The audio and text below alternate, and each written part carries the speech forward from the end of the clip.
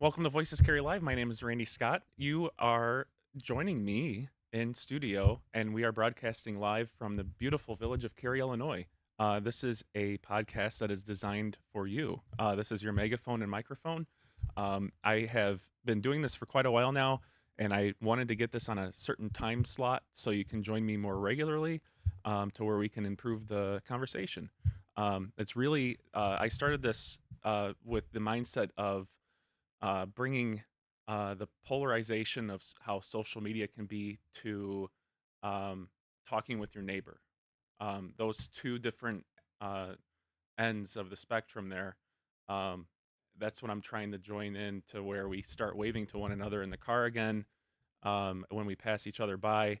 Um, and it's no secret um, that the old way of governing is becoming obsolete to where it's no longer should be uh, to where you don't have your voice as part of the conversation well before the ball gets rolling on projects. There are people out there that if you don't voice up, you at home, if you don't voice up, and I'm talking about banks. I'm talking about people with clipboards at um, uh, county, state, not not as much county, but what's passed down from the state, what's passed down from some other areas of federal. There's people out there with cookie cutters and a whole bunch of carbon paper, and they want um, cities, villages, especially along the railroad tracks, to comply. And it's no secret that there's a lot of folks that are like, I want my Cary back, I want my village back. Um, this show is tailored to folks that live in the beautiful village of Cary, but if you are not living in the Cary area, um, look at what we're doing here and start it for your own. You can do it on your cell phone. Be consistent, care, and be present. Um, the This is not a podcast that is endorsed by any municipality, so there's really no limit on what we can do or say here. Um, I like to keep it entertaining, but how much time I have with a family to be able to put into this, um, it's limited, just like all of our lives. So that's why I think the voices of Cary are joining the chat in a strong way now, and I love to see that. And we have the phone line and the text open and the multi chat.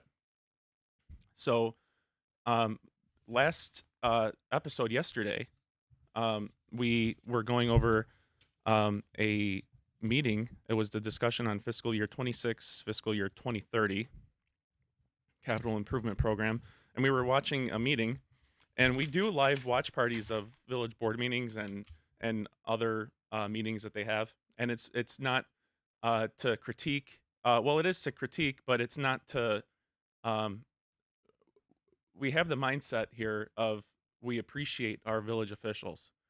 And it's important to know that the town square, Village Hall, is a place for um, respectfully disagreeing with one another. And that's part of what makes America beautiful, is that we can disagree in a cordial way. You know, passions can run high sometimes, and emotions, but it boils down to we want the best for our future, for our children, and for our families to enjoy for generations to come.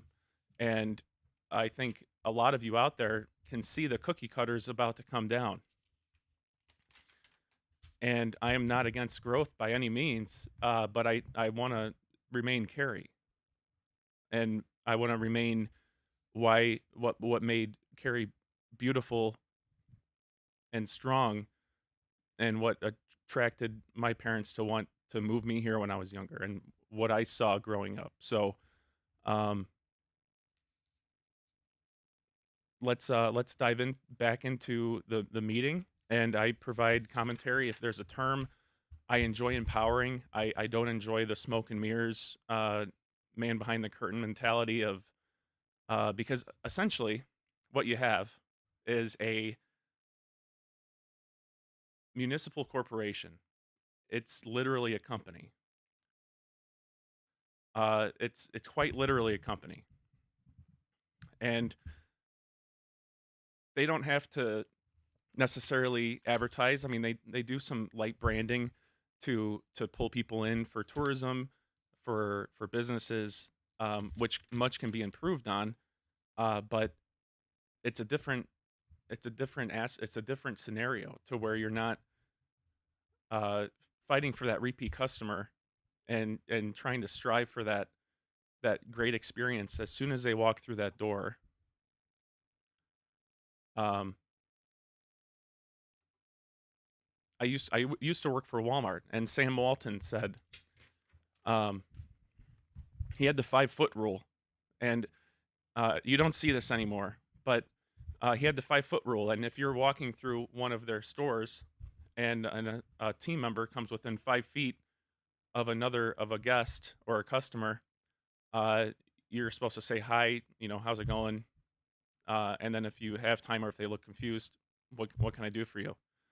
Um, that's kind of like the waving in the cars coming by. It doesn't necessarily need to be a policy, but it's like there's a morale there.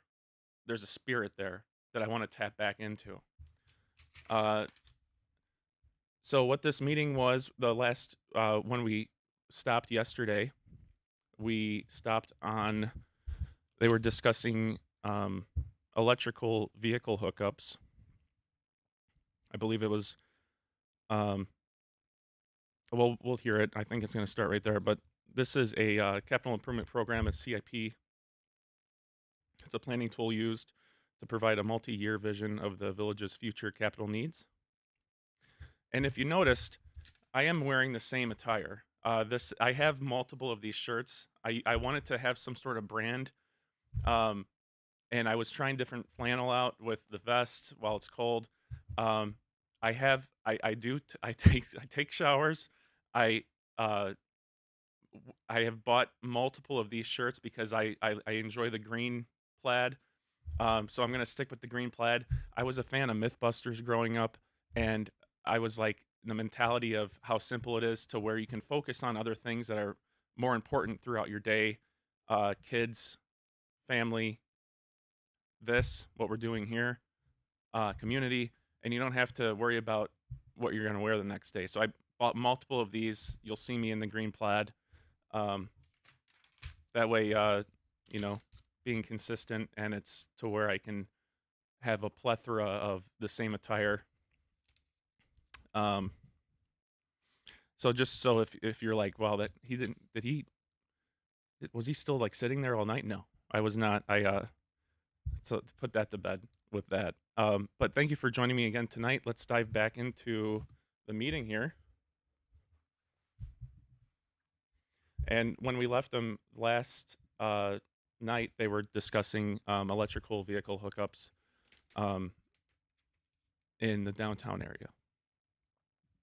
So that we can get electricity to that location without having to upset the recent pavement work there. Okay. And go ahead. Part of this too, we have an opportunity through Metropolitan Mayor's Caucus was put in charge of awarding grants for EV charging stations, but that's on hold right now. But this is a perfect example of something the village could apply for to offset that cost. This is exactly what we're trying to promote. So it's a wait and see right now. Next, we have our anticipated roadway improvement and capital maintenance projects. You can see the attached map of village roads and their color-coded pavement condition index, or PCI. You can see currently we have 39% of our roads are in poor or worse condition. In 2025, our overall PCI value is 62.03, which puts us in the fair condition, and we would shoot for, our goal is to be at 70 or higher, which puts us in the satisfactory level. What was that number last year? How much did we drop? now. Were we 70 last year? No, we drop about a point or two a year. Okay.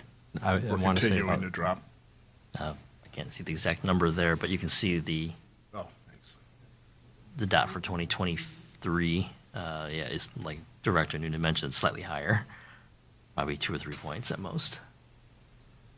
Well, and as we talked about, this is a very, very concerning, it's not a pretty light, bright slide. You know, it's not, I think it's pretty scary to look at it because we've seen what's happened to some of our neighboring communities that haven't been able to upkeep with this. And the amount of money is going to cost you to have to go further because you're not maintaining.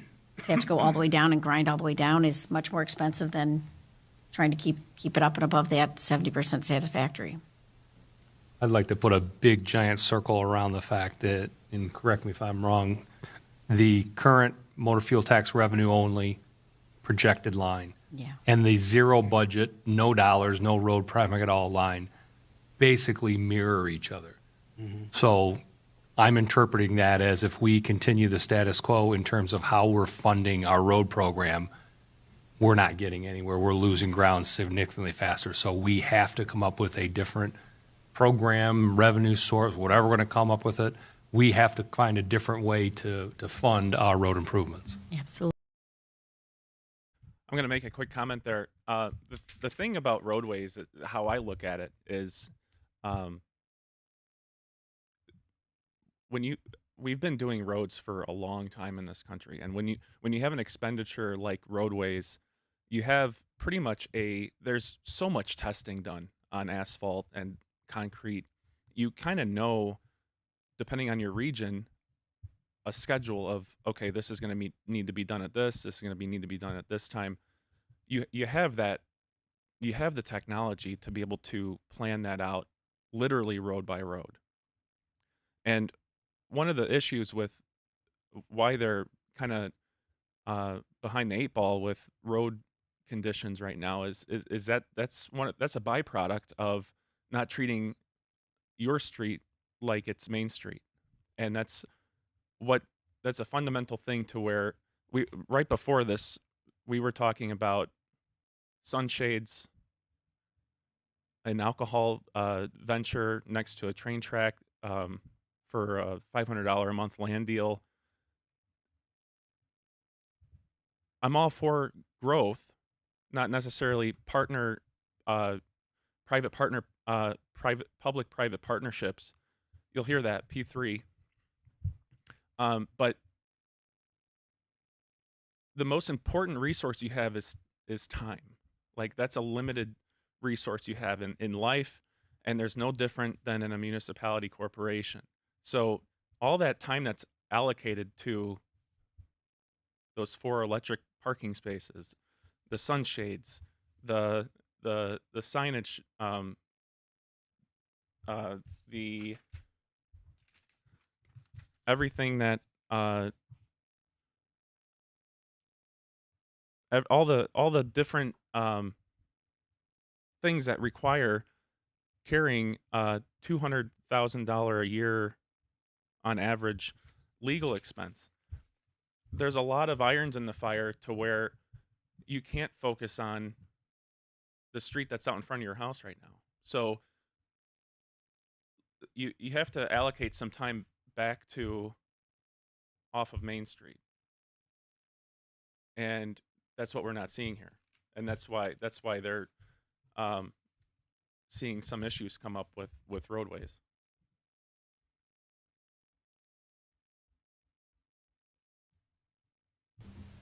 So on this map, we've briefly gone over it, but you can see where we stand. And then the one item that was not noted in here is that green line, which in order to reach and maintain satisfactory of 70 PCI score, we would need approximately $4.5 million annually.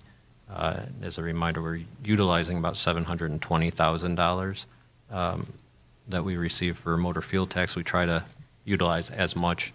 Sometimes we go a little bit over that we have in the past, but that's about $3.7 million of additional funding that would be needed to reach that.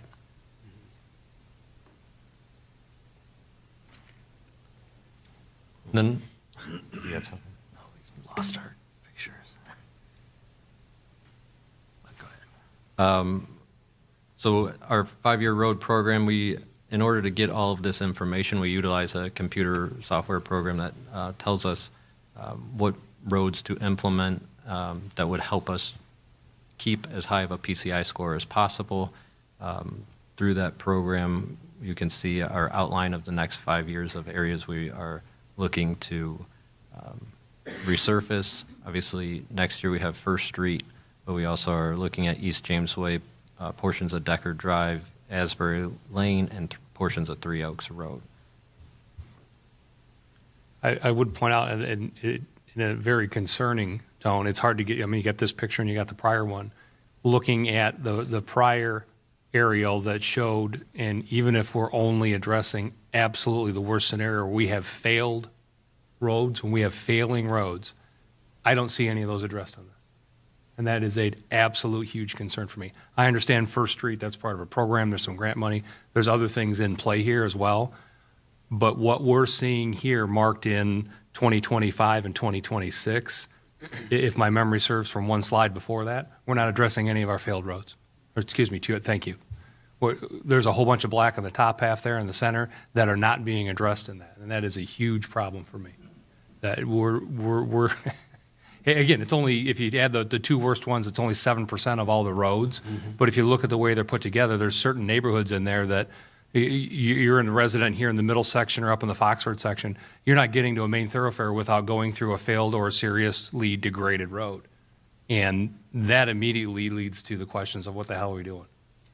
Does a serious road lead to a failed road 1 year later every time, or no? It's not a linear Okay. degradation. It depends on what the issue is. And keep in mind, some of these roads or segments that are labeled failed, some of them can be, and maybe will be addressed temporarily with patching, whereas it's not so much the full structure of the road. So that's where it takes a little bit deeper dive into the numbers as opposed to a pure, maybe high-level look at the color of the road, and that's the condition. Sure. And I appreciate that. What would make sense to me, if I'm sitting out in those seats instead of these seats up here, and I'm seeing, listening to what I'm just saying here, I would also want to see how are we then utilizing the dollars to patch these areas, and what does that do for us? It all goes together. So you're 100% correct. We're not going to replace all these roads. It's just we don't have money for it. But we need to figure out and be able to broadcast to the residents, where are we going to replace? That was 2 slides later. This is where we're going to replace. But where are we going to patch? 1, 2, 3, 4, 5, 6, 7, 8, 9, 10, a dozen different failed roads.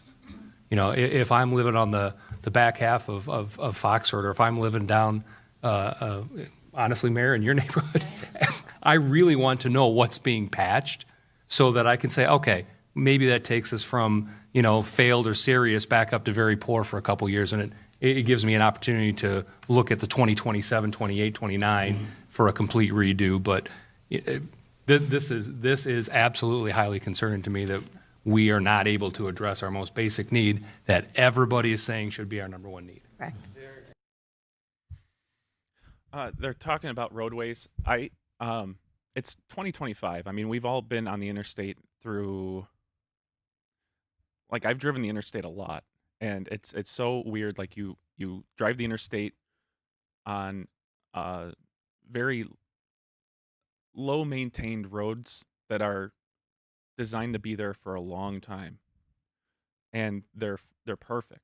And then you get into the city and it's choppy and bouncy. It's 2025, and I'm sure that there's technology out there to where you can spend a little bit more money on the front end and save it on the back end, because that there's something called planned obsolescence. It's something that's planned obsolescence. It's to where it's designed to fail or have a certain lifespan, to become obsolete and need attention, i.e., your money, at a certain time. And I have to think that there's some of that going on, to where, like, the asphalt has a certain mixture in it, and I'm not saying that it's maliciously done. I'm just saying that that's worth to be looked at, to where some of the roads that have to come in, to where it's like you're patching them, and then it turns into like a patch game before winter. there's technology out there to make a more robust road, surface street for a community that is more robust. So that's one of the beautiful things. Like I don't take donations. I don't got a guy, and I'm not saying the other guy's got a guy. I'm just saying I don't got a guy. So if we can make a better road instead of, hey, I'll see you in 10 years when you have that asphalt company come out. It's like put down this and then come out in 10 years and resurface it. No, let's see if there's something out there to where we can beef it up and have a better longevity of our roadways for time to come for our families and our kids to enjoy, to where we're not constantly playing catch up and then seeing this sea of red and black on the map here that indicates critical roadways that have quite frankly been forgotten about. Hold on. Hold on a minute. I would You'll have an opportunity to address when we're done with this, okay? Chris, can you just hold? I would comment? agree 100%. I think this is the most concerning issue facing us because we don't have a funding source. We don't have something that says we have a solution, whether it's temporary, but we need to be looking at long-term solution of what we're going to be doing with this. Right. Well, one of the things too, you got to remember, roads change from year to year. And when we prioritize the different projects, it depends on the weather, like the sub-zero weather we're having right now, snow, rain, freezing, cracking, it changes from year to year. Some of these roads, it's much more economical to replace a road that is not in total failure. In total failure, you have to rebuild a road, for the most part. So that costs substantial. So it's like you're nipping and tucking a little bit. You want to make sure that you're getting the biggest bang for your buck when we're spending this money. And I absolutely agree. We need to find a source to create more than the $750,000 we're able to spend right now. And I would say we need to then, I guess what I'm really saying is I'm broadcasting the fact that we all discuss in our conversations outside of the boardroom here, what we know what the issues are. What I would like to see us have a concentrated communication pattern to what is being repaired. Mm-hmm. We all face the same thing in our house. Are we going to repair something or are we going to replace something? There's a cost to replace something. There's a cost to repair something. We need to broadcast the repair part and how we're doing that, as well as we're going to spend 6 hours together talking about these two things before we vote on anything. That's all going to be mostly on replacement and big dollar items. We need to broadcast just as well how we're doing the repair part. Right. So that we can satisfy the folks who have this right outside their front door that are unhappy.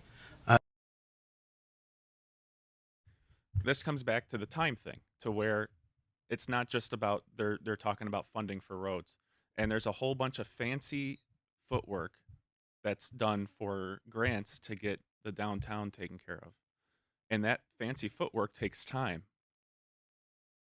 Those are hours of somebody looking in the grants, writing grants, and it comes down to time, because there's resources out there for other roads other than West Main Street, and it comes down to time to make those. Because right now I've seen a lot of time spent on West Main Street, which I'm all for improving West Main Street. It's just, it seems like everything else has been put on hold, and now we're seeing the byproduct of that.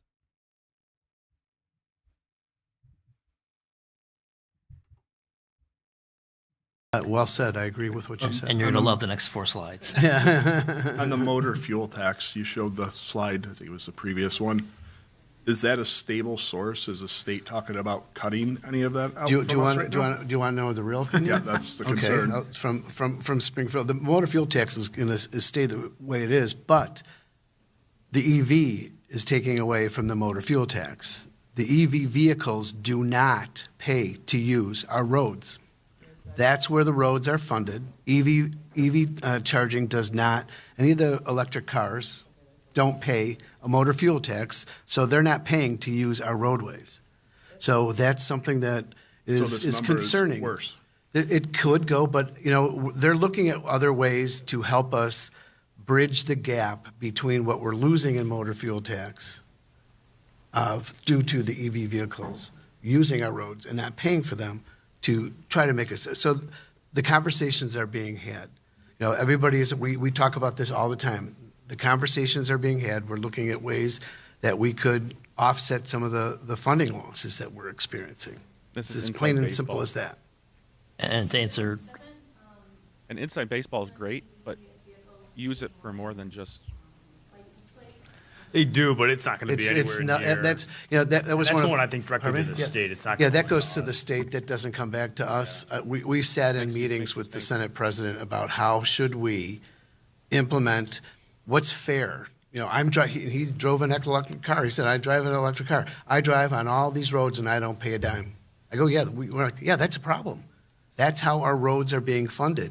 So there are ways that we could look at, for a while there, we didn't have enough money to put together a comprehensive road program because the cost of doing a project, you're not, these road construction guys, they're no fools. You're looking at economies of scale, which is why we do some of this municipal partnering that we do with some of the other municipalities to get more for our bucks. So we may take our $720,000 that we're putting towards roads and work with another smaller community or a larger community that's trying to put more of a robust program together. So those are things that we're looking at doing too, to drive down the cost of these roads, because it's absolutely critical. And this isn't going away.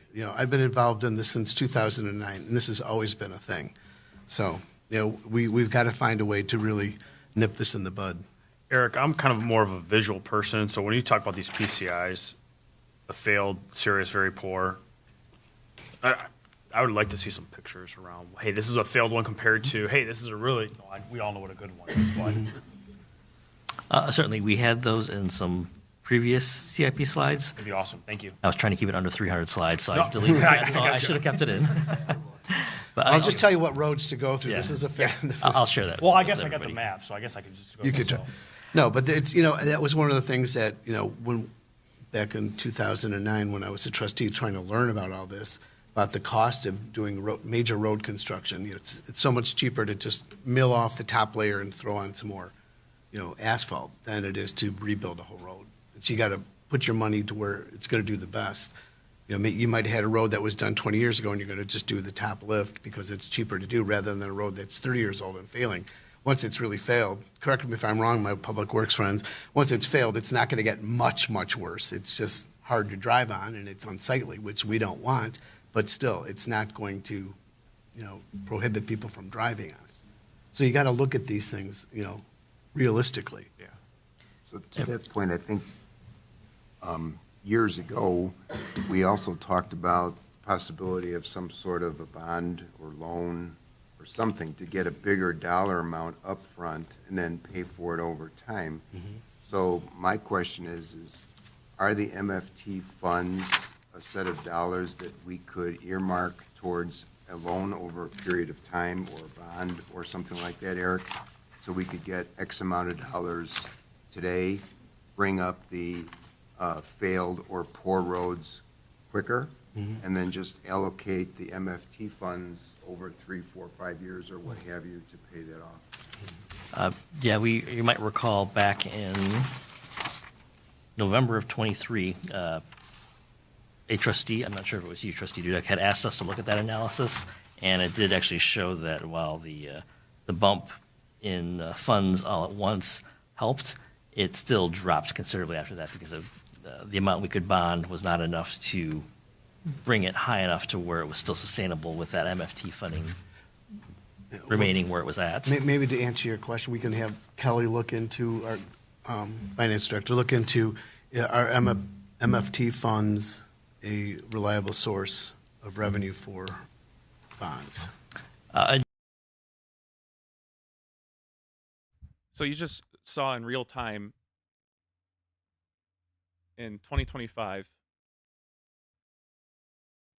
going back to 2009, and they're just talking about, let's see if we can find a reliable source for bonds for these roads. that happened right now. Time and resources. This is a Illinois Environmental Protection Agency public supply Illinois Public Water Supply Loan Program that I got my hands on. This was compiled by the Village of Cary to get a water tower off of 31 by the Rotary Park off of Ackman, and that water tower facilitates the cookie cutter, the stack 'em pack 'em 300-400 apartments blowing through New Haven to 31, just changing the dynamic of your town. And look,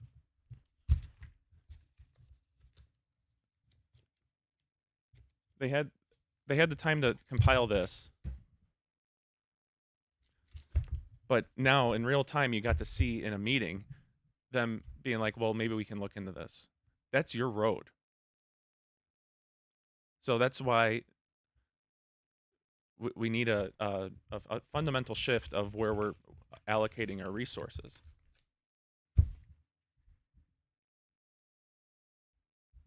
2013 presentation, which showed those exact scenarios.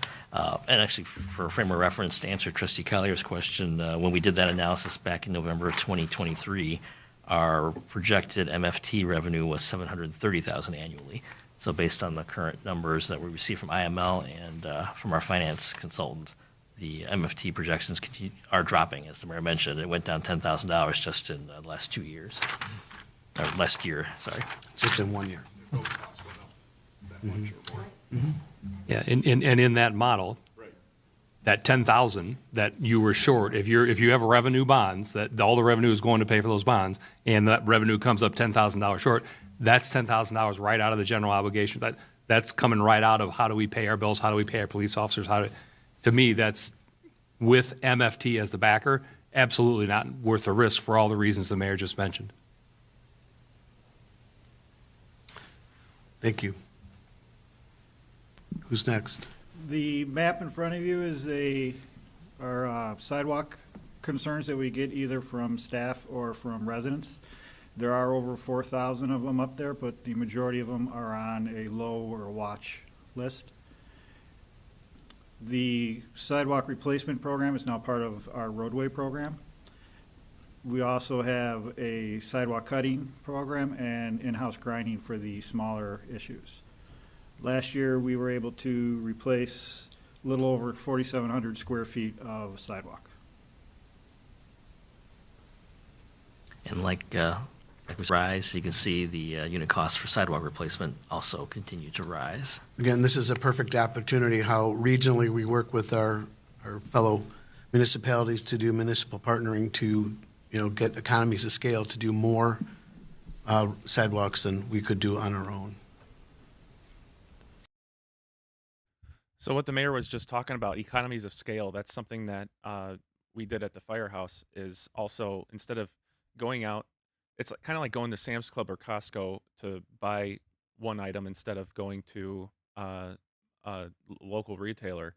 It's because when you know this, you buy more, the price goes down, and that's the same thing with negotiating contracts, and that's what we're doing. That's what they're doing when they go out for bid for sidewalks and streets, which is a useful tool. At the firehouse, we did that with air packs. Instead of going to the air pack company that you wear on your back to get 30 of them, you can go and get Fox River Grove to join you and buy 60, 70 of them, and that price goes down per unit. So that's what they're talking about, economies of scale there. Perhaps a silly question, but do we have a overall cost as to what we need to be, and I know we've had it in the past and we've talked about this, what do we really need to be able to allocate towards our roads and our sidewalk in order to stay at that 70%? Is it $4 million? 4.5. 4.5, okay, thank you. And that's for both the roads and the sidewalk? That will be mainly for the roads and some of the sidewalk. Okay. So 4.7 for, maybe both, I don't know? Yep. Okay. I just think that's a huge number that we need to, that's a huge nut to crack with Here's what some we have. pictures for you, Trustee Stefani. See, patience, my friend. So this is our asphalt patching program. The two pictures you see there, the first one, I believe, is Asbury, and the second one is Sherwood. Those are two of the locations that we plan on doing some asphalt patching this year. We've budgeted about $43,000 for that. And those are probably, I have to double check, likely two of those sections of road that were probably showing up in the PCI map as very bad. Sherwood, yeah, Sherwood is showing up in the black.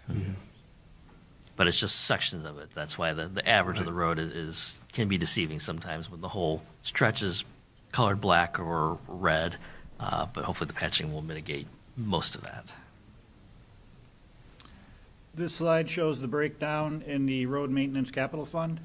For the road maintenance itself, we have street repairs, sidewalk cutting, asphalt patching, bike path maintenance, pavement markings, pavement rejuvenation, and sidewalk and curbing replacement. And also we have $20,000 for parkway tree replacement and $20,000 for parkway tree trimming. And the parkway tree trimming is outsourced tree trimming to supplement what the Public Works Department does in-house.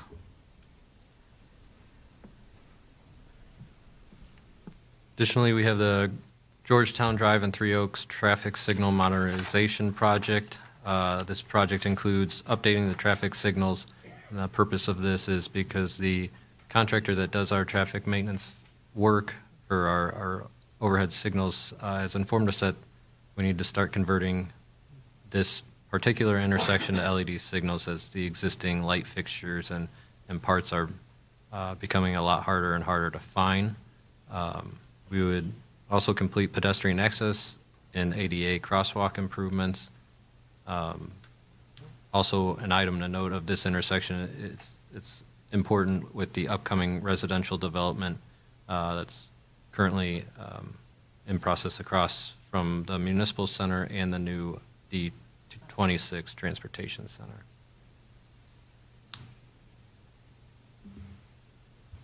Motor fuel tax summary. These are the items that we just talked about. First Street currently in execution of contracts. We anticipate that to take place this year. Our road program design and then the traffic. So you heard them mention that intersection, Georgetown and Three Oaks. They want to upgrade the signal there. And then he also mentioned the bus lot for District 26 is going to be moved right adjacent to Aldi. And that was done with a TIF district that was made. And that after 14 years of will they, won't they Netflix drama, the village finally purchased the land for 5.5 million and then realized Aldi said, hey, wait a minute, you're going to do what, where?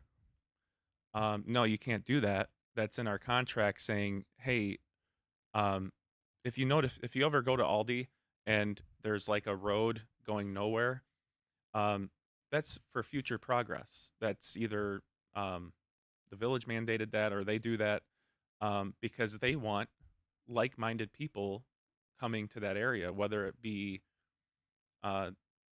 more commercial or residential. They want people that are spending money in the mindset of I need groceries next to them. And Aldi said, no, you can't do that. You want to put buses next to our grocery store? I'm actually curious to see if there's another Aldi with anything other than grocery or residential next to it. But they're essentially for the sake of this Maplewood project, they landlocked Aldi and whatever future developments might happen on that farmland to where you won't have a straight shot from commercial housing, other projects that could happen there to Aldi. And that's why that was in their contract saying, um, we want to have that next to this property. And that was probably negotiated when they came in there. And to get out of that, that costs $50,000. And that's why they had to go back to the drawing board, and they split that 25,000 with the landowner and the school district with the TIF dollars. So that's why they had to go back and tack on another 25,000. Time and resources. This is where they're spending their time and resources to try to bring in 300-400 apartments rather than focusing on your street. And instead of letting the invisible hand do the growth with a little bit of help, they're forcing the hand. And you see it in Fox River Grove with that monument that's there. And what does it ultimately cost? Just increased legal fees, time and resources from staff to pay attention to this issue instead of your road. Traffic signal modernization project.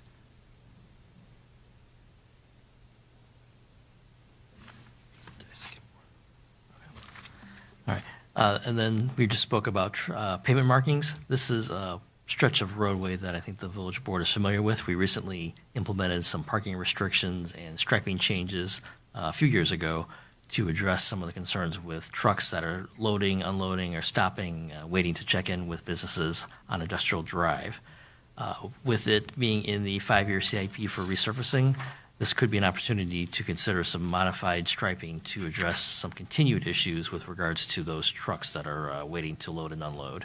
This photo here, actually, I was sitting there for about 5 minutes waiting for this to happen, so I snapped a picture. Not driving, by the way. But we do still see some trucks that are not stopping and parking in the correct side of the road and causing some traffic issues. Enforcement works to an extent, but the enforcement has to happen when we're around to see it happen and address it. So one option to consider is to modify the current condition, which is on the left in cross-section with parking on one side allowed only, to switching it to a center bidirectional turn lane in the middle and allow trucks to basically stop and put their hazard lights on and wait to get their tickets to load and unload. And that way they won't block certain directions of traffic as frequently as they currently do now with the current configuration. This is something that we're considering when we do that resurfacing in a few years, and this would require some board action, though, to modify the parking restrictions if we go forward with this recommendation. Yeah, I get more and more complaints about people being obstructed by the truck traffic on there. We got to do something different. Hey, Eric, on 51, slide 51, does that say 40,000 and 300,000? Oh, yep, go forward one.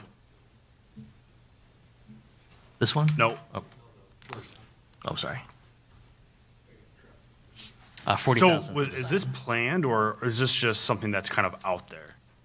This is one I would say needs to be, it will be a priority. So design really It needs will to be a happen. priority Yes, because of the fact that what Director Noonan mentioned, where we can't to be able to accommodate continue one or getting two these bulbs. pedestrians? I mean, I No, never see anyone walking in No, this it's- area No, at it's the all. whole traffic light. It's the whole lighting system that's becoming obsolete. They can't get the parts to fix it. They can't replace that. So those all need to be changed. We've been aware of this for a while. Yeah, it's not the pedestrian crossings Okay. that's driving it. Pedestrian, It's no. the traffic signals themselves need to be The actual replaced. signal. Got it. Okay. And then one of the requirements, laws actually, when you improve and modify roadways or intersections, if you touch the roadway, you have to bring feel it it. fully to current ADA, Americans Got Disability Act requirements. So if Which we is resurface that popular. intersection or change the signals, we are required by law to then upgrade the curb ramps, ped signals, crosswalks, and Got stuff it. like that. And Thank that's where the bus transportation's going to be coming in and out, Correct. so we definitely have to get that done. Sorry.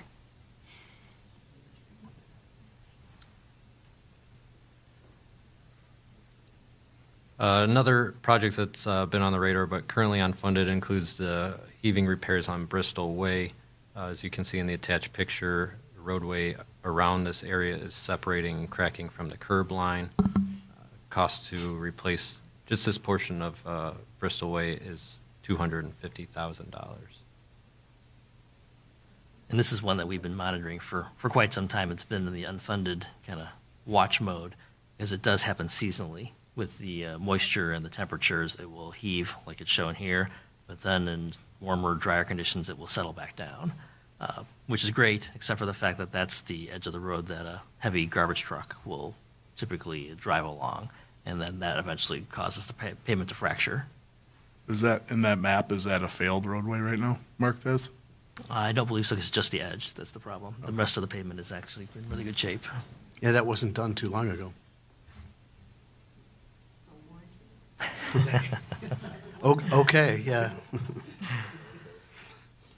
Earlier, the First Street project was mentioned. This is a federally funded project through the Surface Transportation Program. So we have about $960,000 for this project for construction. The bid was just recently awarded by the village board at the last meeting, and construction is going to start this season here. This includes resurfacing the roadway as well as some striping changes for the buffered bike lanes, which were highlighted by the Cary Grove High School AP Human Geography class at the last meeting as well. Yeah, that was fascinating. Yeah, that was super cool that these kids did that. It was really fascinating. But to know we were ahead of the game, too, that's good. Great minds think alike. Yeah. A project we've talked at length about in the past year or so is the Hilltop Subdivision sidewalks. We currently don't have any grants or funding mechanism outside of the capital fund to fund this project, and it's anticipated to cost approximately $480,000 to construct. If you remember, we did.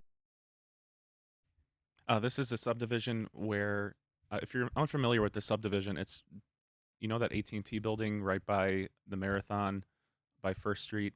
It's the Hilltop Road behind the Cary Grove computer repair. There's a whole subdivision back there. This is where a kid that was struck by a District 155 school bus, and the whole community banded together to try to create some sort of sidewalks with, I think, just like a few folks opposing to it. So there's the people want some sort of sidewalks in that area. So that's what they're discussing right now. Did do a design with our engineering firm, staff and the engineers.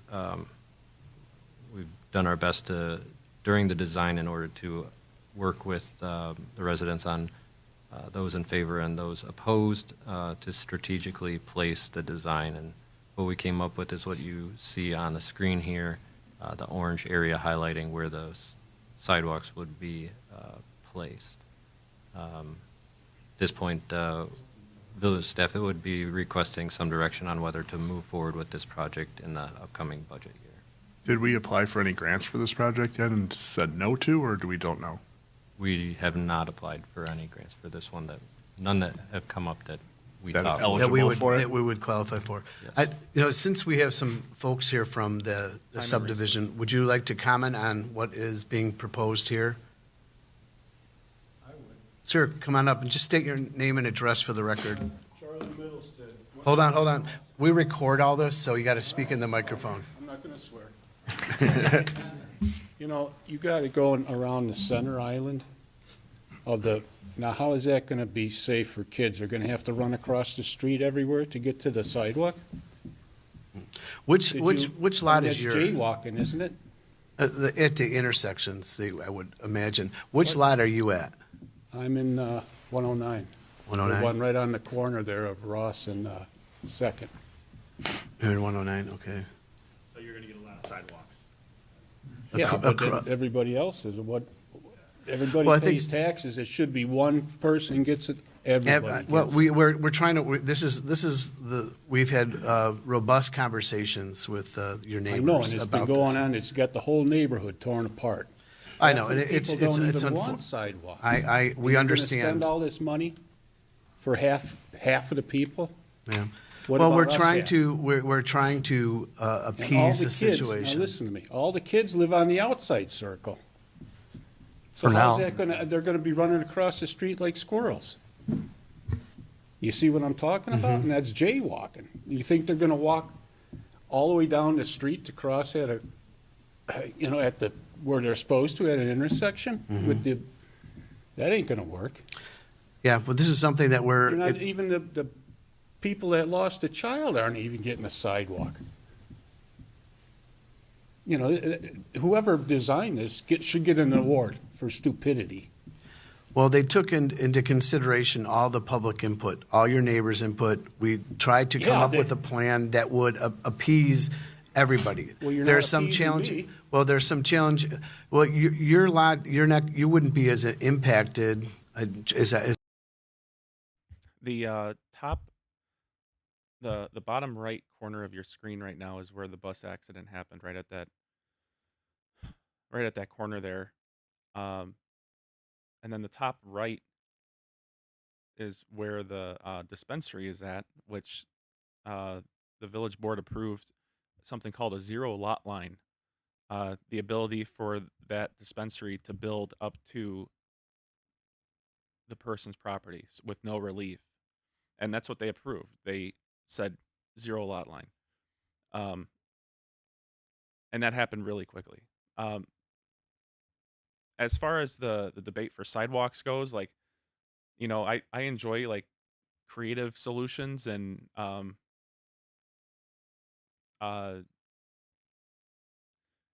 there's a whole bunch. It's all about getting all the solutions out there on the table and hearing the voices, um, and then also finding some common ground with, like, we um, nobody wants to see somebody get hit by a school bus, and um,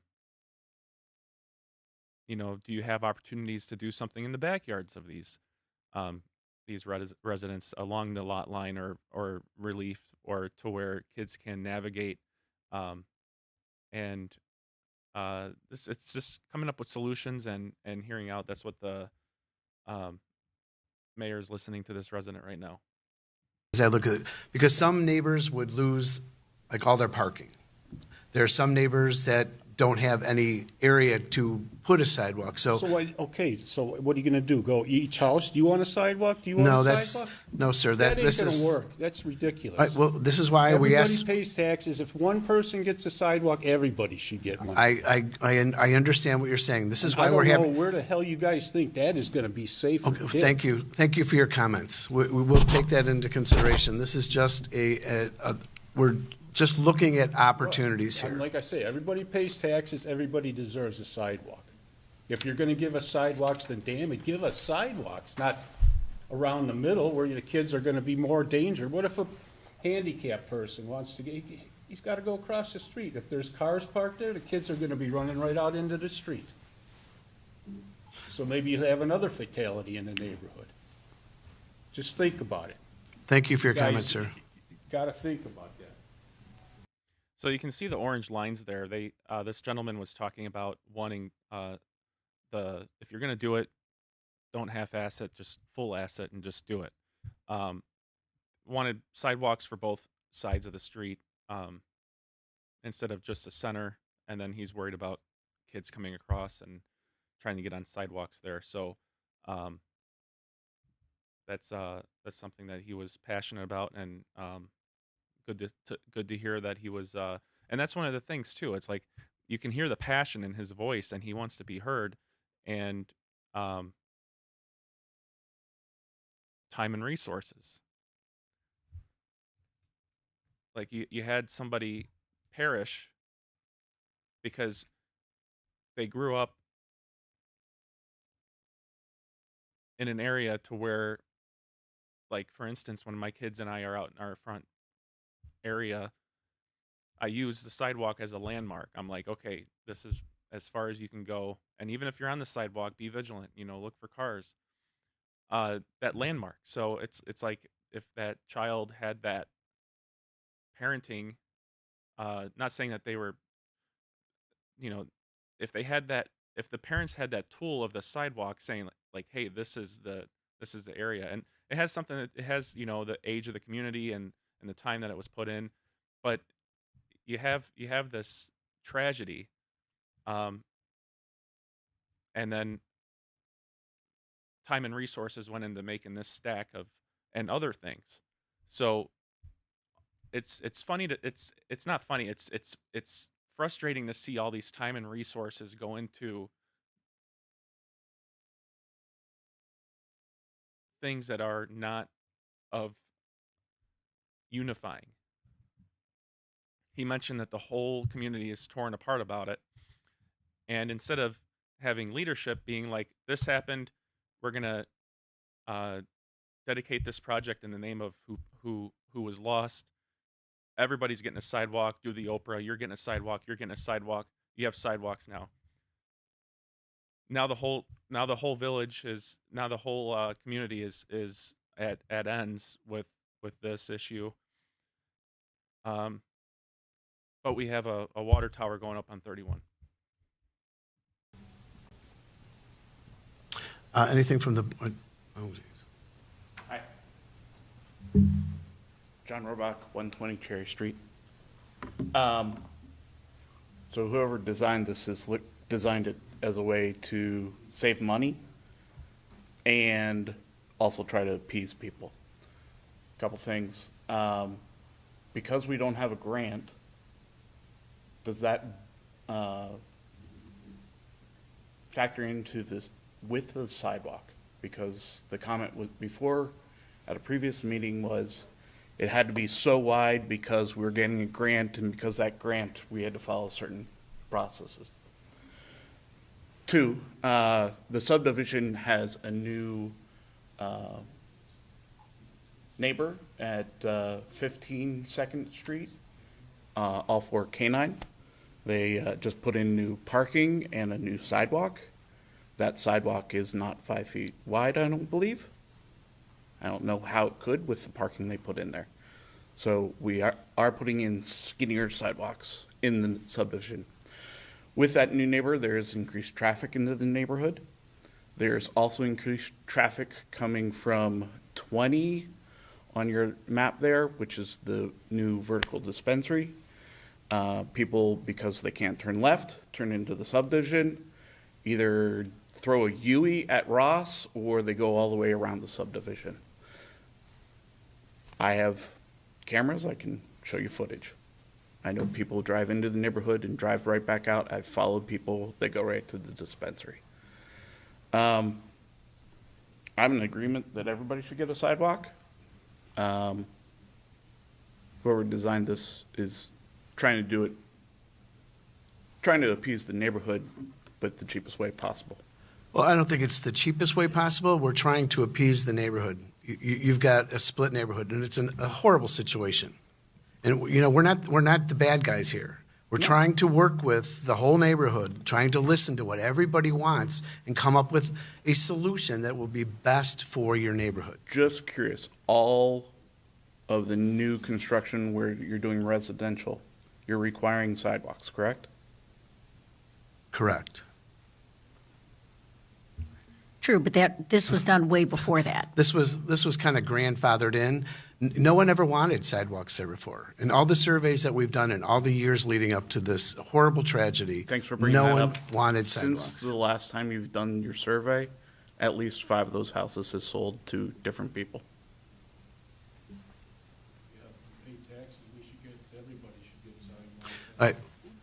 If you want to address the board again, I'll welcome you up, but please don't shout from the back of the room. Pardon me? Should have sidewalks.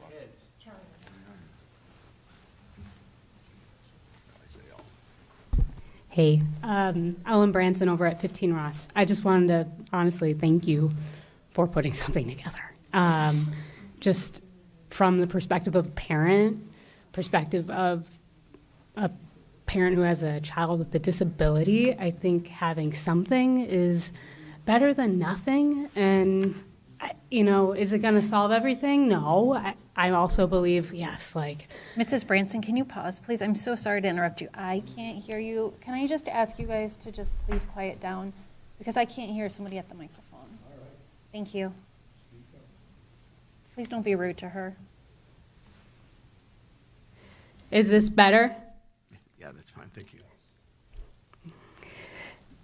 Thank you. So all I want to say is thank you. And I know that it's not going to be everyone's, perfect solution, unfortunately, but it's something. And I just think back when I was teaching my kids how to ride a bike or letting them out and traverse, throughout the neighborhood. Having something where I know that they can be out of traffic is at least a little more, gives me a little more peace of mind, right? It really, really scares me to this day. Like, the kids are just playing out in the street, and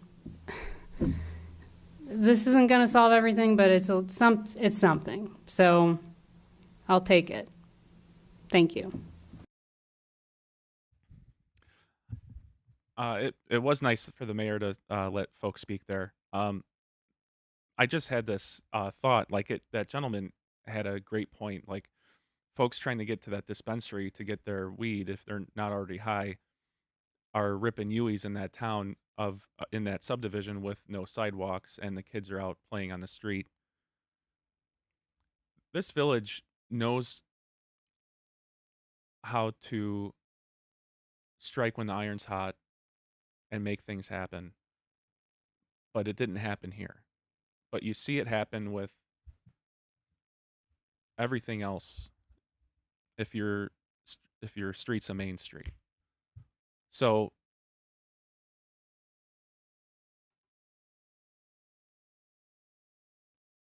yeah. Yeah, it's a tragedy, and um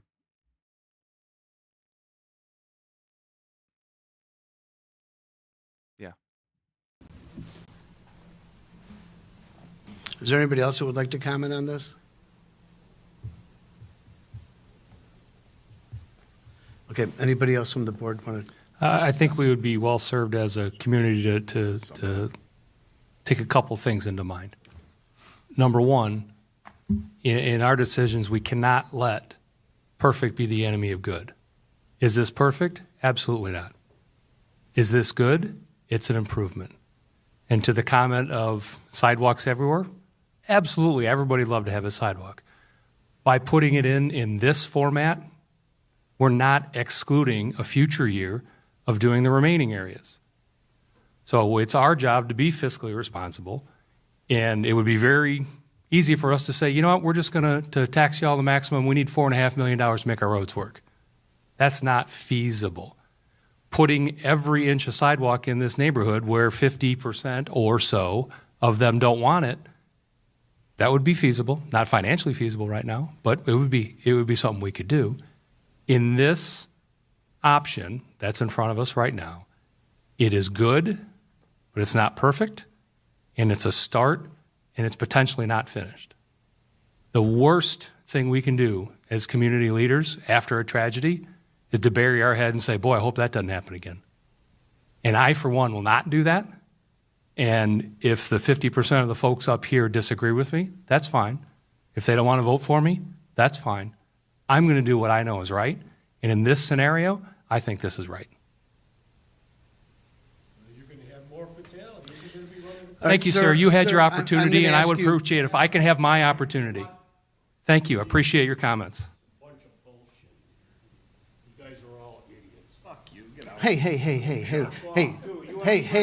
Hey, Chief, could you escort him out of the building, please? Your fucking ass. Get out of here, asshole. Hey, Trustee, no, this is not how we operate here.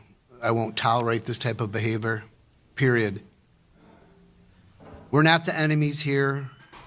We are trying to come up with a solution that is relevant, that is safe, that will protect your community. I understand that it is a very heated discussion in your neighborhood, and I'm sorry that that's going on. But we have to look at things from a larger perspective. How can we do this to at least make an attempt to make it safer for the residents that are in there? So tensions are running high there, as you can see, as they, rightfully so. We all should remain respectful, but passions are running high with the situation, and that's understandable. What I think about here is what we all see from time and resources spent and where it's spent. And it's you always hear like references to inside baseball. This is what's going on here. This is what's going on here. I have my associations I go to, my caucuses. Um, there are currently 4 to 5 high density housing projects in the works right now in the village of Cary that will add 1,000 apartments to the village of Cary. So when this happened, and you have those resources, you make those relationships. Hey, listen, this is a conversation. Hey, listen, town just had a fatality, bus versus pedestrian, horrible. What kind of grants do you have? What do you have on the books to make this happen? Um, be looking into a whole bunch of different avenues for that, and you put some closure to that immediately, and you have the ability to put those fires out, no pun intended, if you're not busy dancing around with a whole bunch of stuff that, quite frankly, the people who live here don't want, and the other, and you're trying to appease the people who are trying to press cookie cutters um, from into this area, not just houses, but formats, layouts, uh, plans, objectives into this area. If you're at the will and whim of them, you can't put out fires in your local community um, when they arise, and we're seeing that here unfold. That's what we're trying to do. This is, like we said, there are absolutely no decisions being made right now. This is a plan that our engineers came up with to how we can best accommodate all the input that they listened to from you and all the comments that were made from you. This is what the engineers put together so that we can accommodate the safety of your neighborhood. That's our first and foremost obligation to this community. That being said, is there anybody else that would like to have a comment about this? Would you please come up to the microphone and state your name and address? I also live at 109. That was my husband. I apologize. Could you state your name for the record, I'm sorry. please? I'm Judy Middlestead. Mm-hmm. Based on what they were saying before, 110, their property line goes to the curb. We were told originally that we couldn't go all the way around because of that. It looks now like that's going to be done, and I just wondered if that was changed since that time. So initially with these parcel lines you can see in the green, it shows that this is all through McHenry County's GIS system, so they're not 100% accurate, and it shows it going to the roadway. We were able to do some more digging and realize that didn't actually tee up to the roadway there, and Gotcha. there was enough. Okay, thank you. I appreciate it. Mm-hmm.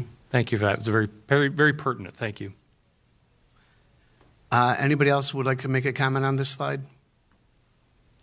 Okay, let's move ahead. Thank you.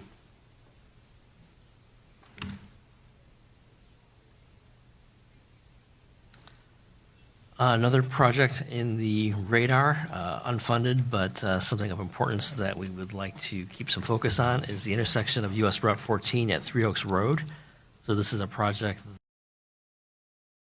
You can hear the dialogue from engineering, from public works, from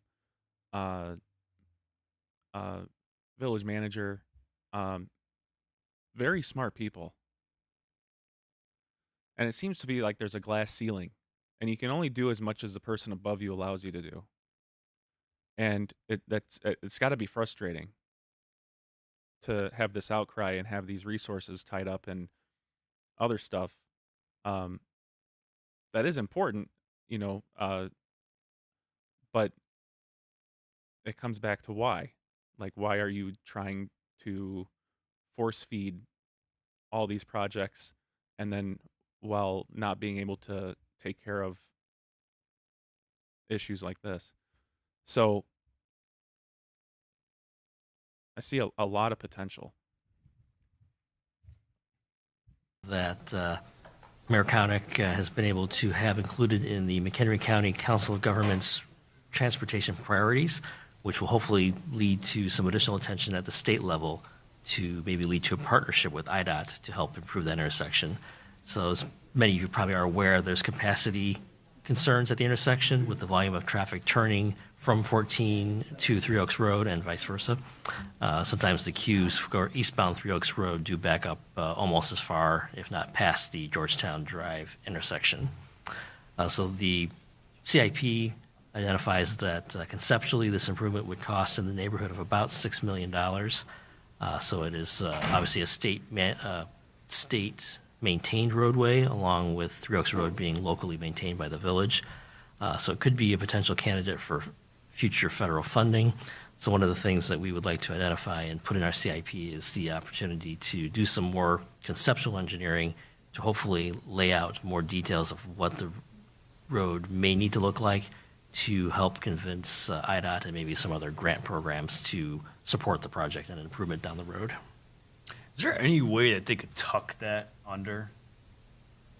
Grade separations are something that could be looked at, but the challenge here, just like almost all of the Union Pacific Railroad corridor that parallels Route 14, the railroad tracks are so close to the roadway that doesn't leave a lot of room to do things.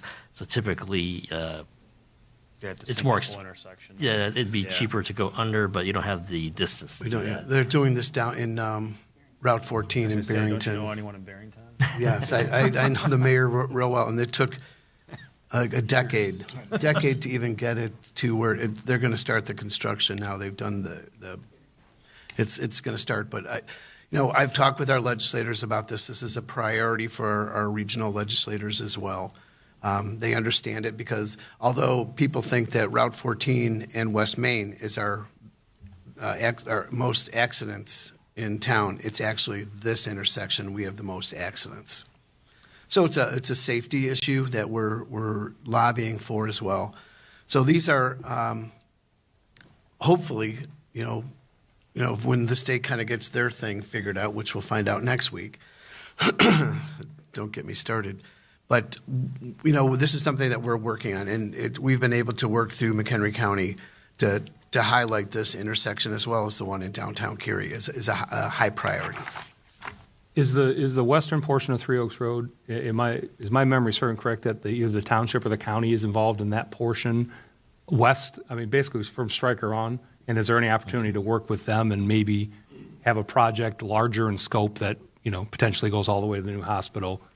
One aspect, for grants is looking at this as a corridor. The city of Crystal Lake is currently.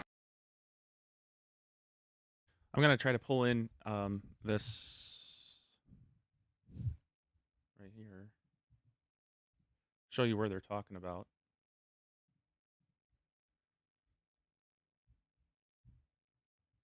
This is right across the street from Three Oaks, and I've seen this for a while, and I was like, I wonder if they're ever going to try to go under. But if you see this on the left side of your screen in the middle, this is where Aldi is. There's Aldi. There's the future bus lot. And when I say landlocked, I mean you have this potential area for agriculture, but if they wanted to put housing or commercial here,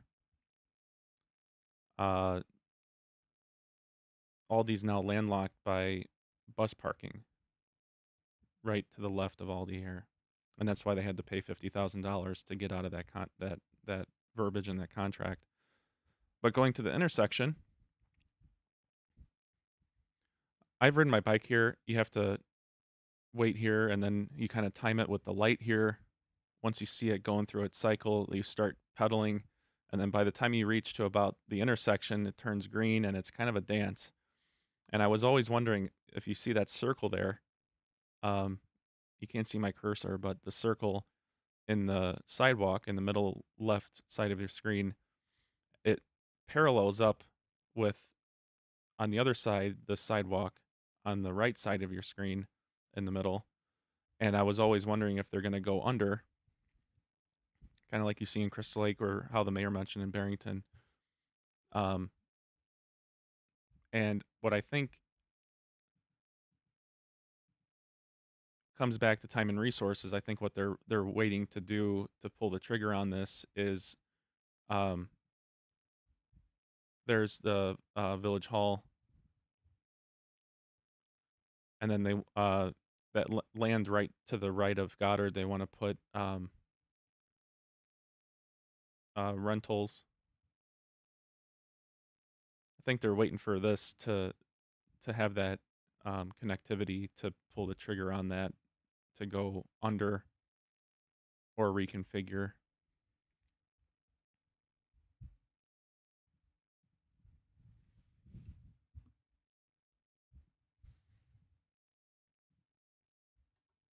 It's shown here on the slide, working on a new signal at Sands Road, at Three Oaks Road, and then they are actually going to also incorporate resurfacing and adding the bike path along the south side of the road all the way to the Cary Village limits. And you're correct, Trustee Walworth, it actually does kind of skip back and forth from city of Crystal Lake jurisdiction to unincorporated Algonquin Township, back to city, and then to Cary.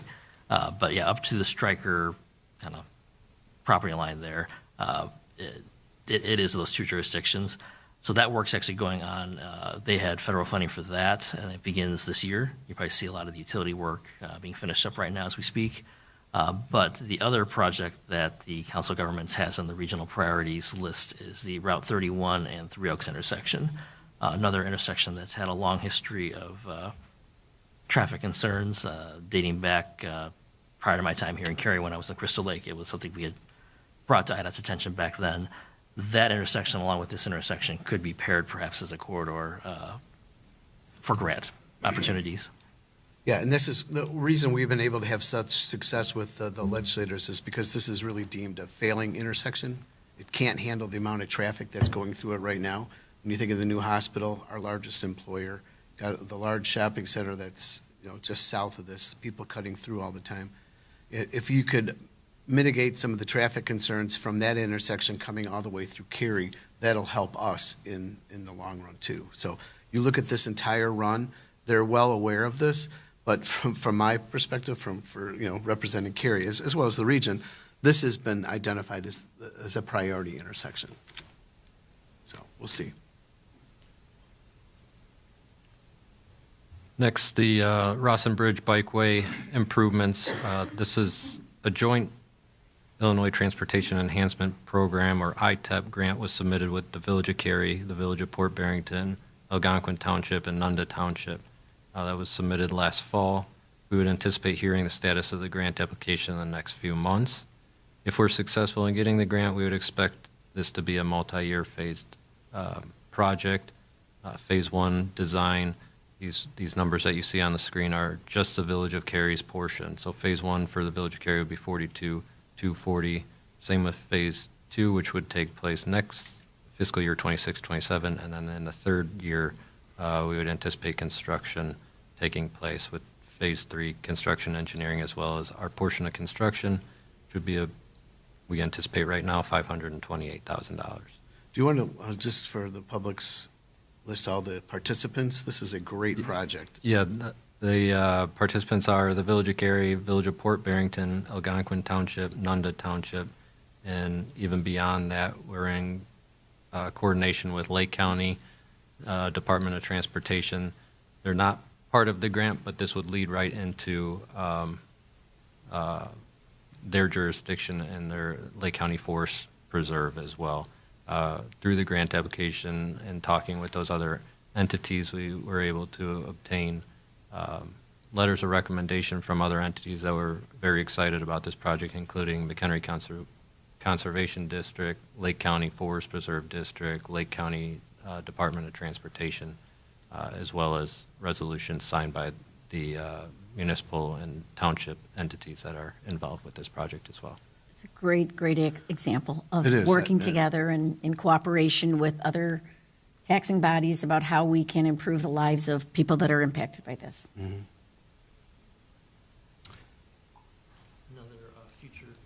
Sorry? Another future unfunded project that we had presented in previous CIPs is the potential addition of new sidewalk on Industrial Drive between Cary-Algonquin Road and where the existing sidewalk ends here by the Municipal Center detention basin, and then also widening the existing sidewalk along Cary-Algonquin Road to match the trail width that exists from Main Street southward. This project could be eligible for future grants. We had received previous direction at past CIP workshops to focus on the Rawson Bridge Bikeway and keep this one on the radar. So I'm just bringing it up here to remind everybody it's still there, but we are having it wait in the wings for now. Conceptual cost estimate is about $640,000 for that. Next, the McHenry County Conservation District's Velpro Triple R entrances off of Crystal Lake Road. Some pedestrian access. This is a future unfunded project. This would require partnership with the Conservation District as well as the Cary Park District to complete this project with entrances on both sides, the west entrance and the east entrance. Conceptually, the total cost is about $145,000, with $85,000 of that being allocated to the west entrance and $60,000 allocated for the east entrance. Another project that we had included in a past ITEP grant application that unfortunately wasn't successful, but is something we still keep on the radar, is the Jandis Road Bikeway. So this would be the addition of a new off-street bike path or cycle track, depending on the configuration, along Jandis Road between Cary Street and Jandis Cutoff Road. And it would also include proposed improvements to the railroad grade crossing to enable pedestrian and bicycle access across the tracks over into the Jandis Cutoff area and eventually to Route 14.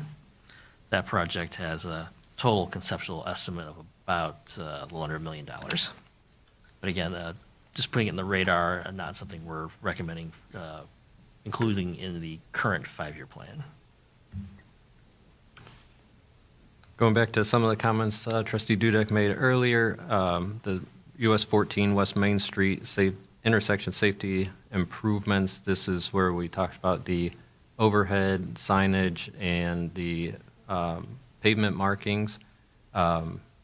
These are improvements to that whole corridor there. The pavement markings and contrasting pavement color, as well as crosswalk improvements depicted in the orange bubbles 2, 3, and 4, seeing there on the screen. Those are scheduled to be included in the state's upcoming resurfacing project, which they're planning to do in this upcoming summer construction season. The additional work to install the overhead lane signage would be expected we could put into an out year with an estimated cost of $150,000. I don't know if that was clear enough, but the 3 of these 4 items that we're looking for, they're hopefully anticipated to do this construction season. Mm-hmm. The intersection alignment concept, which you see at the bottom of the screen, is a whole different overhaul of the intersection, and the work to construct that project would be roughly $12 million. That particular that was derived from our comprehensive plan in 2014, 2015. It was identified as an option to alleviate the issues that we have at that intersection. So we're still continuing to, keep that on the radar as ways that we can provide safe travel to and from the downtown. So these are opportunities. That would require property acquisition. The whole realignment. It's great in theory, but I think to get all the moving parts together, it would be quite an undertaking.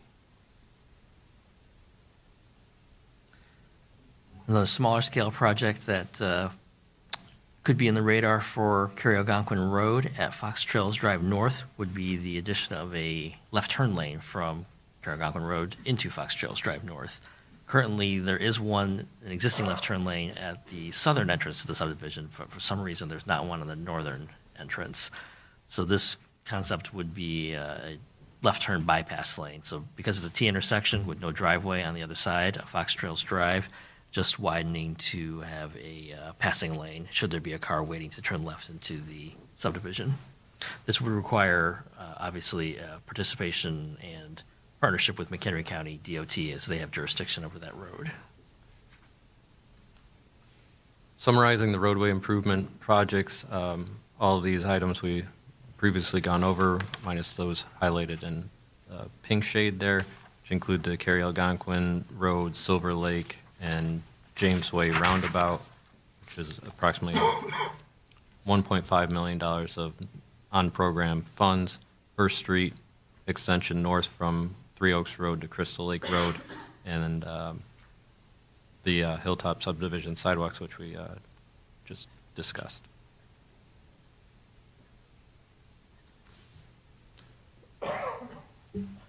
Additional roadway improvement projects shown on the screen here. There are, again, between Three Oaks Road and US 14 and West Main Street and intersection realignment, that's $18 million of on-program funds. All right, moving to Cary Lake at Rotary Park. This is just a snapshot of the recent master plan that was done after the dedication of the property from the mining company to the village. This was just meant to show some of the potential ideas that could happen if there were some public-private partnerships or additional funding out there, just to keep things on the radar for future opportunities. The paved trails at Rotary Park, as mentioned earlier, one of the items that was in the survey that we received of the property from the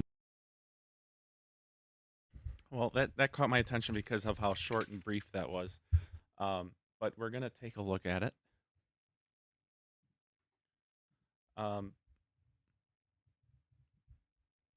So this Rotary Park is a park that it was a quarry, and then in the deal it was turned over to the village. And some people ask, why doesn't your park district just take it over? And now you kind of see. I can't see this in detail. I'm going to try to get a more detail to this, but it looks like they're trying to do a Torah, Three Oaks recreation style area, which now you're back to the 3 Ps, public-private partnerships, where you have different deals that go on.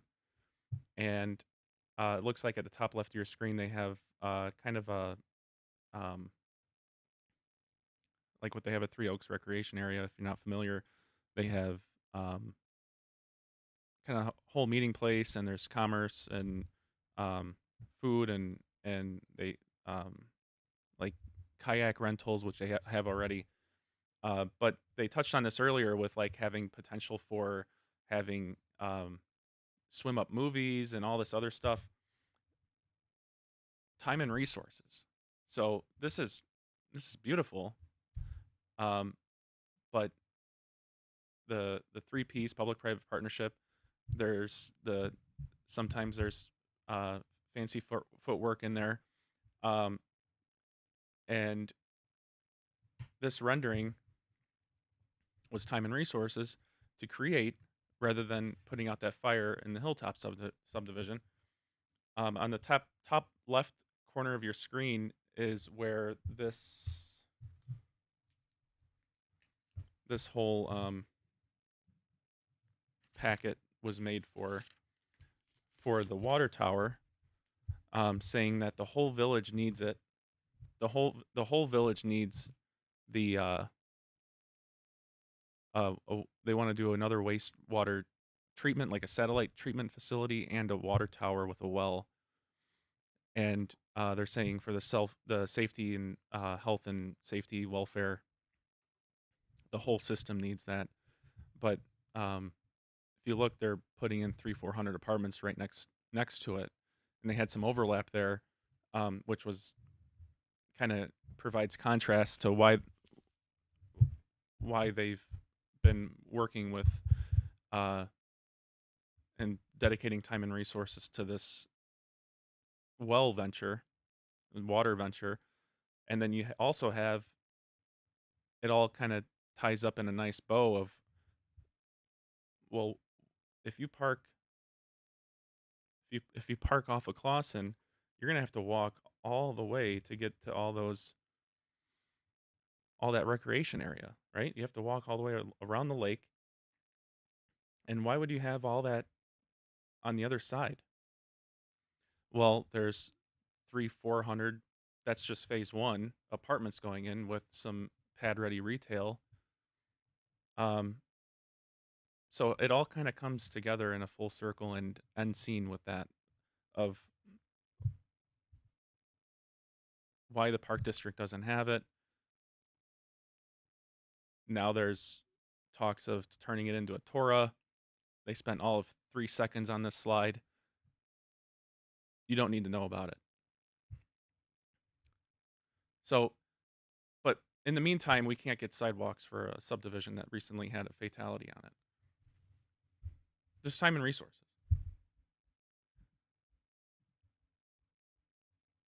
The mining company to the village. This was just meant to show some of the potential ideas that could happen if there were some public-private partnerships or additional funding out there, just to keep things on the radar for future opportunities. The paved trails at Rotary Park, as mentioned earlier, one of the items that was in the survey that we received a lot of feedback on. It was a high priority in the community's survey. The project includes paving the trail from the new well house, which is located in the northwest corner of the property, around the west portion of the path.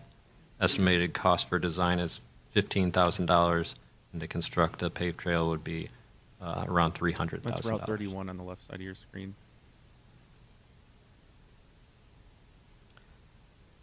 These are unfunded just project ideas that were part of a recent OSLAD grant application, which I believe is the Open Space Land Acquisition Development Program. While we weren't successful in that grant, did give some good ideas of some programmed activities that could be at the park. Some of them actually made their way into the preferred list from the recent survey, that being the sensory play garden that was proposed with that project. And as you can see, and you're aware, the pavilion that was in that grant application, we, with the help of the generous donation, were able to implement that outside of the grant.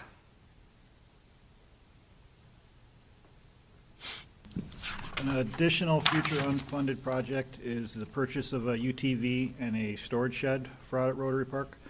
The UTV would be cross-utilized for maintenance and for police patrols if needed. And then obviously having secured storage on the property would be better.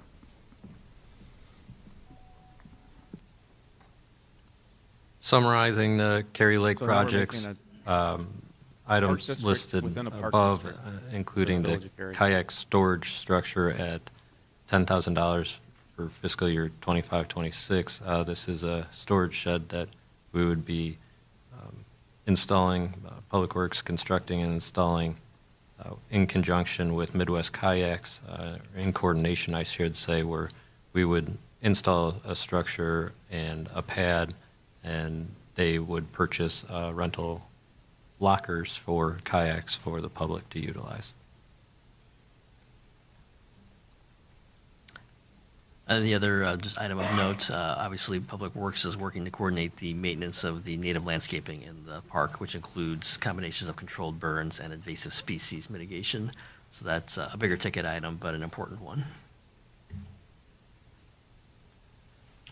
And future unfunded projects, several of these Administrator Morimoto just mentioned, including the Sensory Garden bicycle. There's been 7 slides on Rotary Park and 1 slide on sidewalks. And if it's frustrating to you, it's also frustrating to me. Playground and challenge course.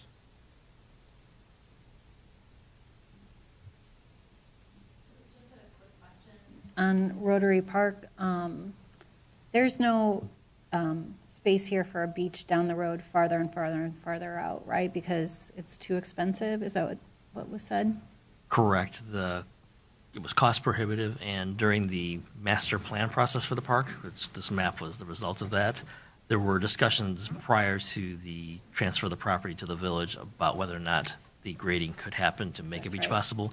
But the underwater grades that are required by the Department of Health to make it a legal, safe beach were very cost prohibitive at that point. Thank you. Big drop off. And now we'll move to water and sanitation. Time and resources. So imagine your daily life if you work at the Village of Cary. You walk in and you sit down and you're tasked with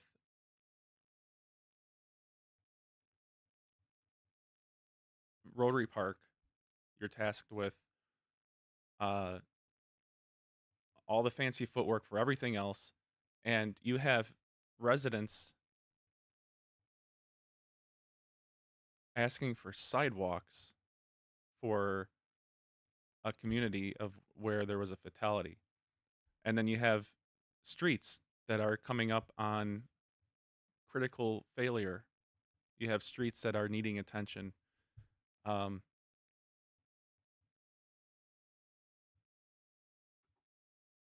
yeah, watching this is just there's a growing contrast of um, where we need to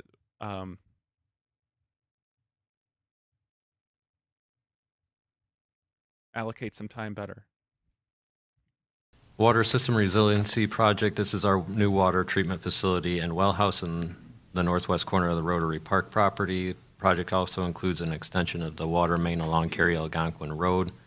And the purpose of that water main extension is to provide redundancy within our system and increase, in case of an emergency purposes, we would still be able to provide water to that southern area of town. We would expect to spend around $340,000 in engineering in this upcoming fiscal year and $2 million to drill the well, which we would anticipate the drilling of the well in this fiscal year, as well as approximately $4.1 million in construction of the well house. And we'd also anticipate in the construction of that water main extension along Cary Algonquin Road at $875,000. Is a reminder to the board and the public that there is grant funding for this project, as well as 100% loan forgivable loan up to $7.295 million, and a low interest loan for the remaining funds beyond that. Didn't we get a grant for this too? Well, it's Pending. pending. But how much was that? It was like 7 million? We requested $5 million, but we do not know Oh, if 5 that million, on. okay.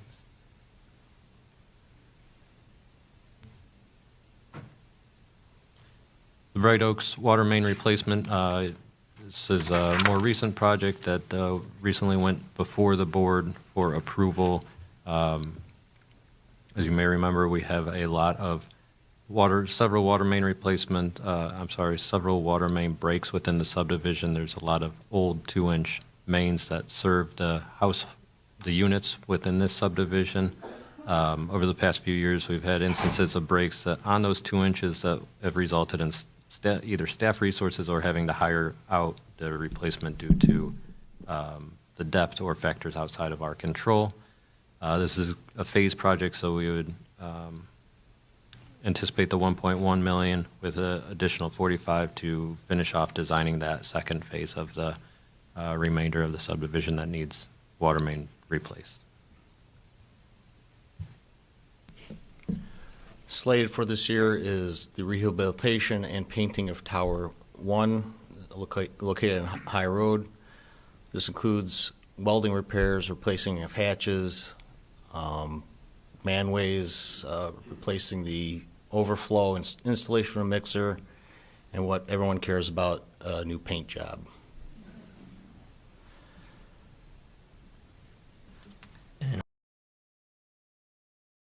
This is the water tower where right next to it, off a high road, right next to it was the 115-year-old water tower that they tore down that stood for 115 years. When they built them back then, they last forever. We've all seen them tear down silos, and it's a similar construction style. That was 80 to $85,000 to tear down that instead of turn it into a mural. It was history. Um, and it's now gone. And it cost $80 to $85,000 to tear down that water tower.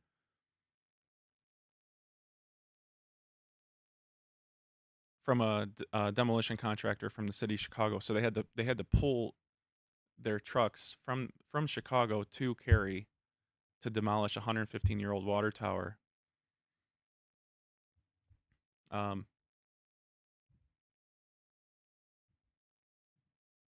Yeah, where we're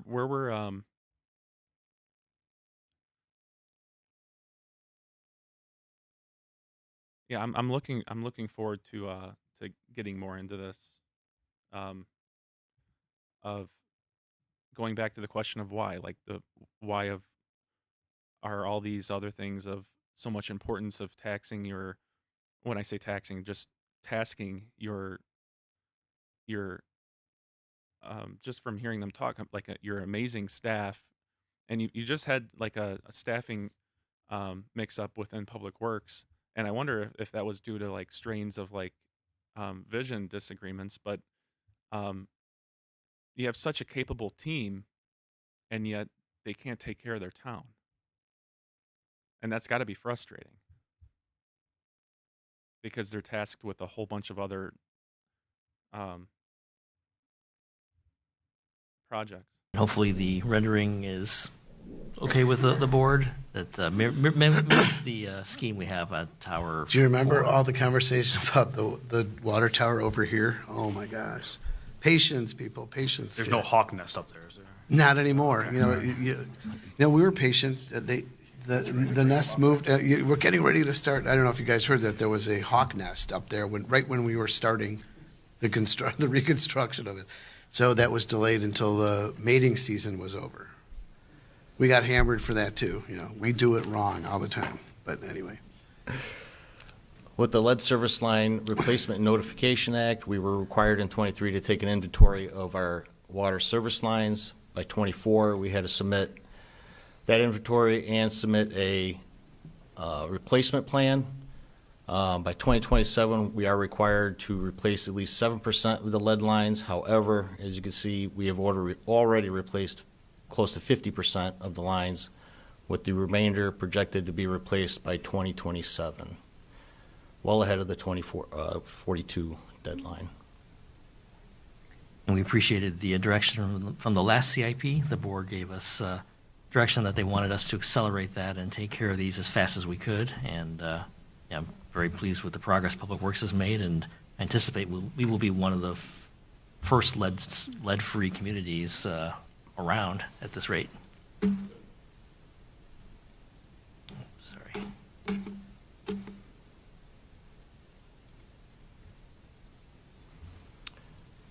Future CIP project, and as recommended in the rate study, is replacement of the filter vessel at well 4. You can see $50,000 for design, $1.2 million for replacement. Page 2. Some ongoing capital replacement programs. There's still the residential water meter replacement, water main replacement program that includes Bright Oaks, lift station rehabilitation program. Slated this coming year is Fox Trails 1 for replacement and design for replacement of Fox Trails 2, for a total for all 3 programs slightly over $8 million over the 5 years.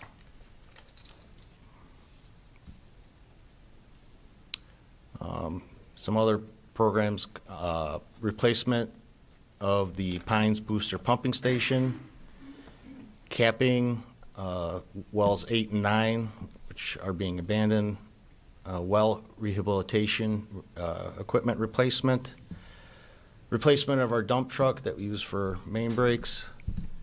On the sanitation side, over $4 million over the 5 years for wastewater treatment plant upgrades. sanitary sewer replacement program. It's almost 800,000 there over 5 years.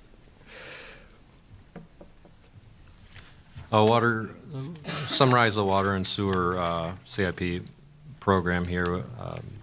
Standard vehicles and equipment. Again, these are mapped out in our rate study, and staff's been working on implementing what was mapped out in the rate study and implementing them in their respective scheduled years. Happy to dive into any of these if the board would like. Can I ask a question? Sure. The lift station at Janda's cut off in Route 14.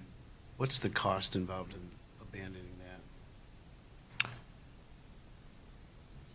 Are you referring to the one next to CVS? I Yeah. think the I think rate the- study, speaking with the previous deputy, he was hoping to do a lot of that in-house, but I It's not would a big- tell, it wasn't, I don't want to say a number because I'll be wrong, but I don't think it was. That's, I just didn't know if we can, was that figured in here? Because, the development opportunities over there are, It is in the rate study for Okay. us to abandon that. I yes. thought it was, yeah. Thank you. Sanitation fund summary, again, part of the rate study, including lift station replacement, sewer replacement program, as well as facilities and equipment scheduled maintenance. Moving to the community. It's coming up on 11 o'clock.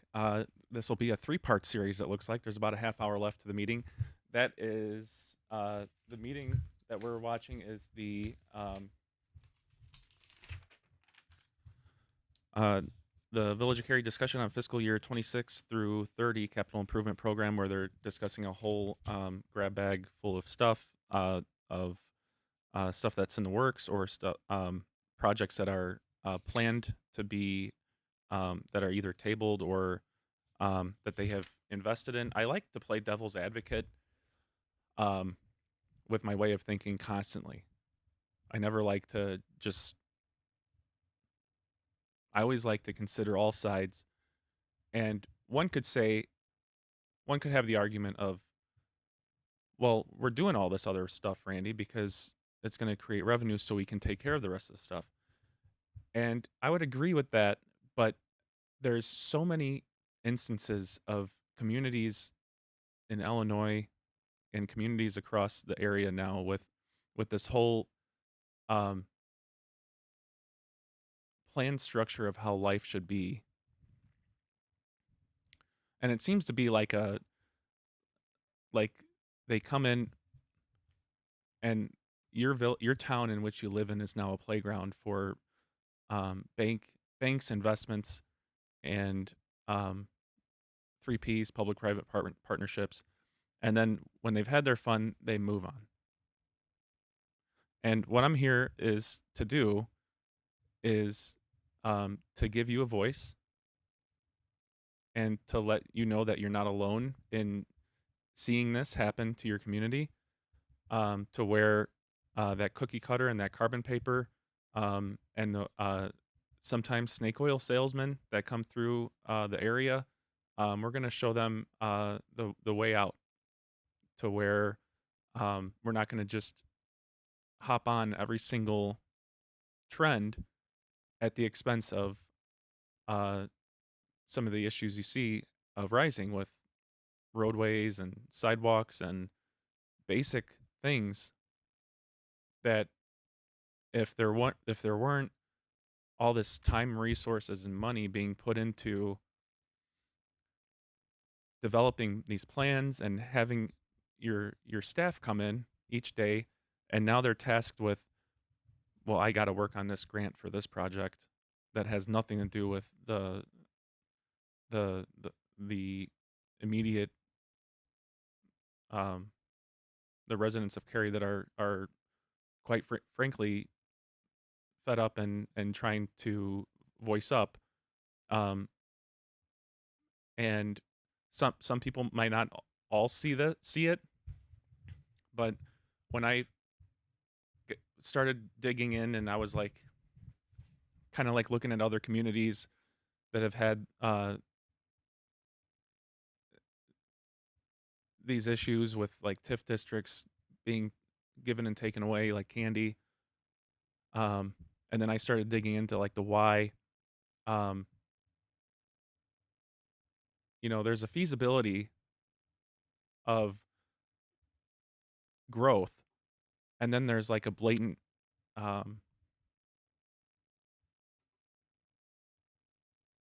like the Joneses. We're keeping up with the Joneses. There's money out there available. Um, we get all the contracts in. We get this done, but it's for a park on the other side of town on the prop on 31. When you have residents that are just asking for basic services on the other side of town, and that's what I look forward to really getting into is um, is finding out why that is and having your voices heard. So I thank you for joining me tonight. Another 11 o'clock night, but tomorrow at 9 o'clock, we'll have the phone line and text open, as well as the chats. You can always reach out by email at voicescary@proton.me, and we broadcast live every night now at 9 to X, Rumble, YouTube, Facebook, and Twitch. And if for those of you that don't like to see my face for radio, I don't blame you. We have a podcast feed for an RSS feed for wherever you may want to get your podcasts. And thank you for joining me and watching this program. Our viewership is up. I look at the amount of hours watched, and there's people interested in what's going on, and I think now more than ever with at a federal level of them finding out the tomfoolery that's going on, people are turning off the TV and being like,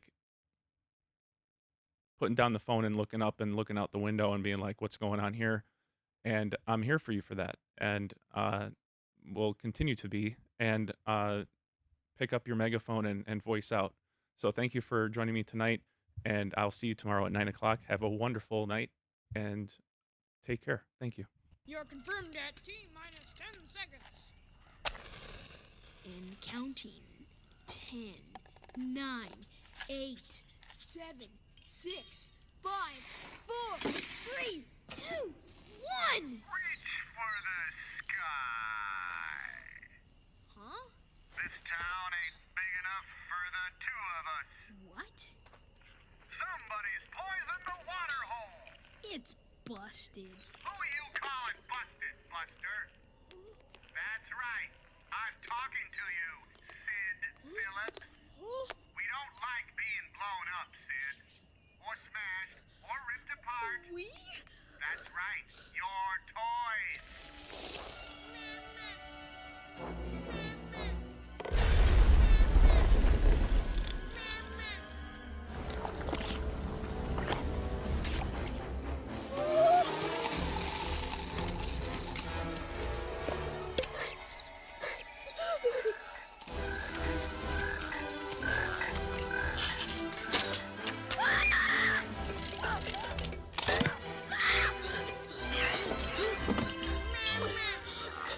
From now on, you must take good care of your toys.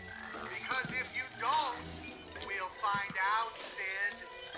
We toys can see everything. So play nice.